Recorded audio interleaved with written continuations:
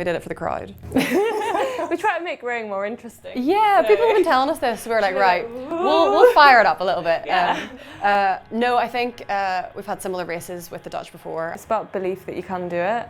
If you believe that you can do it, then you can do it. Even if the world doesn't think you can at that moment and you still think you can. Yeah, you can.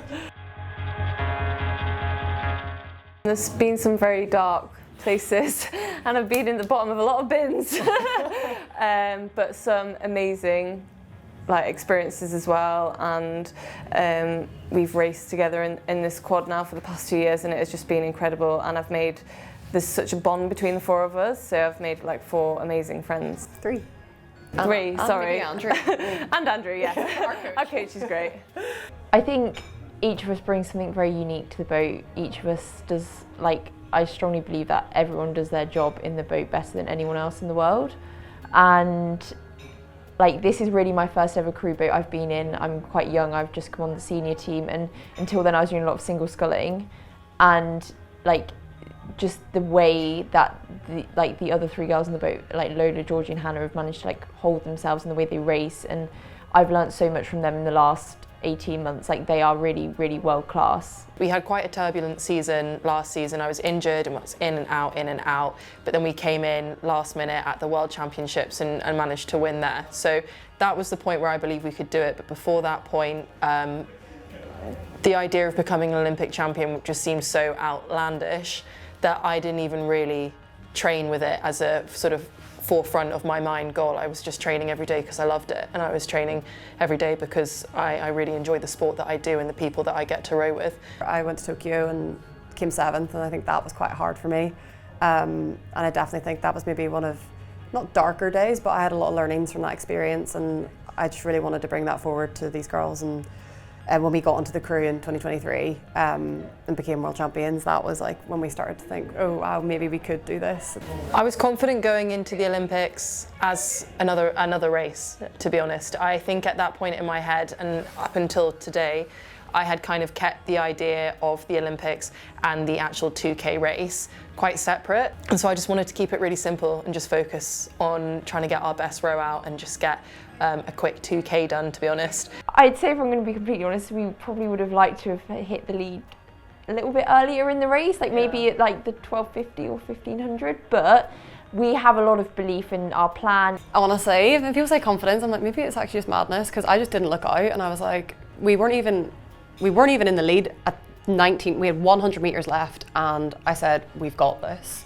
I knew the whole way down the course, we had it, even though it didn't look like it from that angle. Our training, we know what we've got. Yeah, I think it was a pretty exciting race for people to watch. I think a lot of people said to me, oh, I'd rather in the future, you came through a bit early, you gave me a bit of a heart attack. But yeah, I think it was that moment where in the bow seat, I probably have the best sense of where we are in the race. And I knew I was slightly ahead of their bow seat, crossing the line, because I was looking at her. Fair enough. And we'll allow that, yeah. Just right on the finish line, and then it was that moment when I was don't celebrate, because that was too close to know. And then on pretty much, it must have been 2 seconds later, on the big screen, just said #1 GBR, and that was just. I hadn't seen that yet. I heard Lauren scream, and I thought, that's a happy scream, so it's fine. It's fine. Yeah. No, it wasn't a distraught Yeah. I was their bodies, our bodies, I think we've got this. But then when Lauren was we've done it, and you could see it officially on the screen because it was a photo finish, yeah, I think that was the moment where it was just relief as well. I think we kind of we had that belief that we could do it, and I think that's where we didn't almost want to let ourselves down with that either, but it was just that relief of we've actually done it. That was the cool bit. I was still recovering from the race at that point, so at first I was kind of thinking, God, that really hurt, and oh my God, where did we come? I heard her scream, so I thought, okay, you can relax now. And then I thought, no wait, you don't want to relax, you want to celebrate. I don't know, yeah, it's just been a crazy whirlwind day, and I still can't believe that we're here and what we've done. Today, in front of the crowds and waving, I don't think in rowing you ever feel like a superstar ever. You normally go to a world championships, and there's rowing fans, we can up it. There's let's up it. 300 people in the stand, and honestly today to see that, it just gave me goosebumps. Sometimes I think that I've absorbed it, and then I think about 10 minutes later, like, no, I haven't, there's more to come. So yeah, just epic, yeah.